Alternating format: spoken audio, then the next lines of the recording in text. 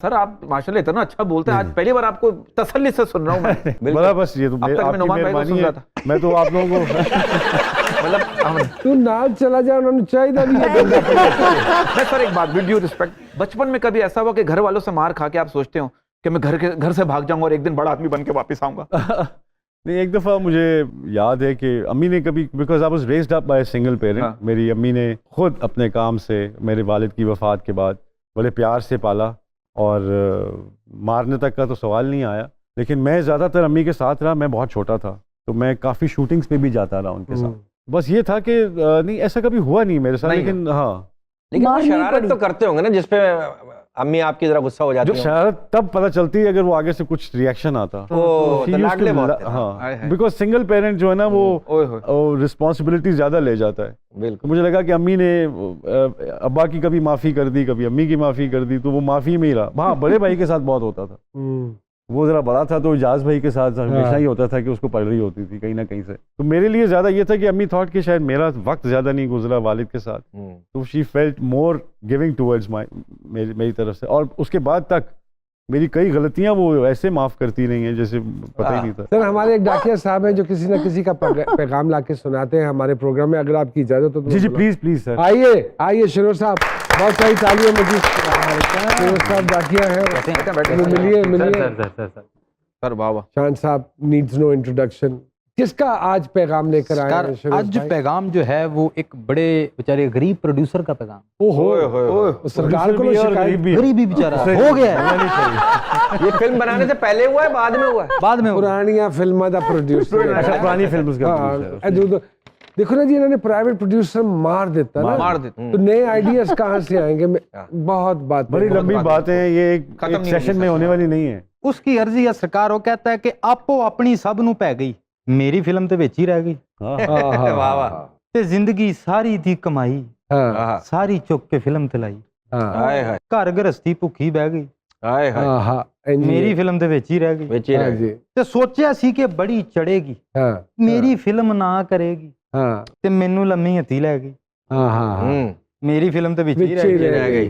ते चट्टी ऐसी भर बैठा वा, पेमेंट सारी कर बैठा हुआ, ये हुई नेकी भारी पै गई। कि पेमेंट सारी कर देते, एडवांस लेके कौन कम करता? अच्छा प्रोड्यूसर था। तो मेरी फिल्म ते विच ही रह गई, ते पैसे मेरे खा खू गए ने, चूना मैनू लालू गए ने, वाह वाह, चूना मैनू लालू गए ने, मेरी बेड़ी लगदा बह गई, मेरी फिल्म ते विच ही रह गई। ते हीरोइन जेड़ी कीती कास्ट तो वो ते किधरे हो गई लास्ट, वो ते किधरे हो गई लास्ट, बाहर गई सी बाहर ही रह गई। तो मेरी फिल्म ते विच ही रह गई, ते डायरेक्टर साहब ने सोहना फसाया, ट्रक दी बत्ती मगर लाया, वाह वाह, ट्रक दी बत्ती मगर लाया, कम दी वारी फुड़की पै गई। वाह वाह वाह, मेरी फिल्म तो विच ही रह गई। रोज ही मेरे लगदे चक्कर, हीरो साहब भी गए ने मुक्कर, मेरे ख्वाब दी कोठी टह गई, मेरे ख्वाब दी कोठी टह गई, ते मेरी फिल्म ते विच ही रह गई, ते सारे किधरे हो गए तितर, मेरे लिए ते रह गए चित्र। अच्छा, ਉਹਨਾਂ ਦੀ ਤੇ ਪੂਰੀ ਪੈ ਗਈ, ਮੇਰੀ ਫਿਲਮ ਤੇ ਵਿੱਚ ਹੀ ਰਹਿ ਗਈ। ਵਾਹ ਵਾਹ ਵਾਹ ਵਾਹ ਵਾਹ ਵਾਹ ਵਾਹ ਵਾਹ। ਤੇ ਜਿਹੜੇ ਮੈਨੂੰ ਠੱਗਣਗੇ, ਜਿਹੜੇ ਮੈਨੂੰ ਠੱਗਣਗੇ, ਕਦੇ ਤੇ ਮੱਥੇ ਲੱਗਣਗੇ, ਅੱਛੀ ਗੱਲ ਹੈ। पेमेंट नहीं जो इतना ही ले गई, ते मेरी फिल्म तो विच ही रह गई। वाह भाई, तालियां जी। वाह वाह वाह। कुछ पूछना चाह रहे थे आप? अवार्ड्स की जो बात हो रही थी, तो काफी लोगों ने ऐसा प्लान बनाया होगा, आपके साथ कभी ऐसा हुआ किसी ने कहा होगा यार जाना नहीं, मैं भी नहीं जाऊंगा, बाद में वही बैठा हो सबसे आगे? मेरे साथ वैसे तो इतनी नहीं है रहती गुफ्तगू, बाकी मेरी जितनी कम्युनिटी है, नुमान से मेरा प्यार है। नहीं सर, जैसे बहुत से लोग कहते हैं ना यार मैं पाकिस्तानी हूं, मैं पाकिस्तान में ही काम करूंगा, यहीं मर जाऊंगा, लेकिन वहां से जब ऑफर होती है ना वो नजर भी आ रही है, ब्रीफकेस तैयार होते हैं, हाँ पासपोर्ट तैयार होता है, बड़ी दफा हुआ है और बल्कि होता रहता है। और मुझे इंडिया को ना करने के बाद पाकिस्तान में जिन मुश्किलात का सामना करना पड़ा, वो हैरान कौन था। सर कोई गजनी आपने मना की, गजनी जी, लेकिन वो बात बड़ी मजे की है जब आपने गजनी को जो इनकार किया था, वो बात प्लीज बताएं ना क्यों मना किया? ये पूरी कौम पूछ रही है ये सवाल। पहले तालियां बजाएंगे हम आप कि आपने नहीं, मना नहीं, किया है। बिल्कुल इसके बाद बताइए। इसके बाद बताइए। देखिए वो सिंपल सी बात थी, वो एक ऐसा कैरेक्टर था जो कोई भी कर सकता था, हुजूरी नहीं था कि मैं हूँ। तो उनको मैंने सिर्फ यही सवाल किया था कि आप पाकिस्तानी एक बंदे को क्यों लेना चाह रहे हैं। तो उन्होंने कहा नहीं जी पता नहीं चलेगा आप पाकिस्तानी। मैंने कहा वो कैसे नहीं पता चलेगा। दूसरा विलन का कैरेक्टर है, और विलन भी बहुत बुरा वाला जो बच्चों के पार्ट्स बेचता है और फलां करता है और बुरे ड्रग्स और एनीथिंग। तो खैर मैं 3-4 दिन आमिर को मैं समझाता रहा बड़ी मुश्किलों से कि मैंने कहा यार अब मैं कहाँ क्या करूँ। तो फिर मैंने उसको पंजाबी में एक बात की, मैंने कहा बस आप ये समझ लें कि आप इंडिया के पहलवान हैं, मैं पाकिस्तान का पहलवान हूँ, मैं पैसे लेके कुश्ती नहीं हारूंगा, पूरा कुश्ती नहीं करूंगा, एंड में मुझे मारना है। वो लोगों ने मानना नहीं, मैं लोगों के दिलों में रहता हूँ, अपने मुल्क में रहता हूँ, प्यार करते हैं लोग, इज्जत देते हैं। तो वाइंड अप में तो आपने मेरा वही हाल करना है जो हर विलन का होता है। कितना अमल दखल होता है एक्टिंग, जो हमें सिखाया गया और बताया गया है कि जात की नफी का नाम है। जब आप कोई किरदार कर रहे होते हैं वो आप नहीं होते, बिल्कुल सही, वो तो किरदार होता है। डोंट यू थिंक सो कि जो आपने स्टेटमेंट अभी दी है वो नहीं, मैं इसलिए कहना चाह रहा हूँ कि वो रोल कोई भी कर सकता था। हाँ, उसमें कोई जरूरी नहीं था कि मुझे पाकिस्तान से इंपोर्ट किया जाए। एक पर्सनल रीजनिंग थी आपकी कि ये कोई मुझे भी लगा कर कि सकता है, ये तो व्हाई मी इसलिए बिकॉज आपके पास बहुत अच्छे अच्छे एक्टर्स हैं, आपकी एकेडमी 300 से 400 बच्चा रोज एक्टर निकाल रही है। आप वहां से उठे एक हवा में उड़ के यहाँ आए और आपने कहा यहाँ का एक बंदा चाहिए।